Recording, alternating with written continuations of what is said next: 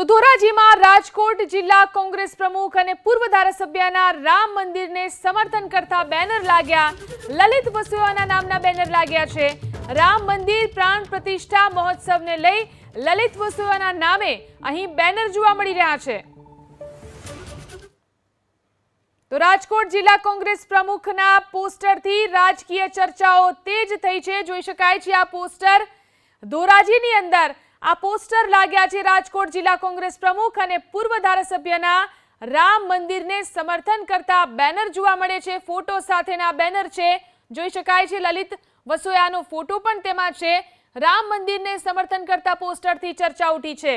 લલિત વસોયાના નામના બેનર લાગ્યા છે ત્યારે રામ મંદિર પ્રાણ પ્રતિષ્ઠા મહોત્સવને લઈ લલિત વસોયાના નામે બેનર જોવા મળી રહ્યા છે। રાજકોટ જિલ્લા કોંગ્રેસ પ્રમુખના પોસ્ટરથી રાજકીય ચર્ચાઓ તેજ થઈ ચૂકી છે। કોંગ્રેસના જે પોસ્ટર છે રાજકોટ જિલ્લા કોંગ્રેસ પ્રમુખના પોસ્ટર છે લલિત વસોયાના રામ મંદિરને સમર્થન કરતા પોસ્ટરથી ચર્ચાઓ ઉઠી રહી છે। રાજકીય ચર્ચાએ જોર પકડ્યું છે। ધોરાજીની અંદર આ પ્રકારના પોસ્ટર જોવા મળી રહ્યા છે।